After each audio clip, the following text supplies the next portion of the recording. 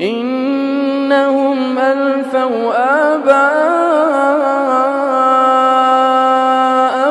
ضالين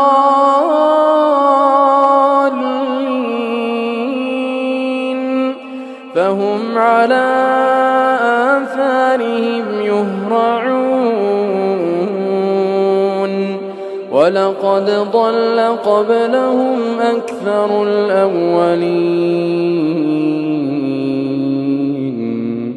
ولقد أرسلنا فيهم منذرين فانظر كيف كان عاقبة المنذرين.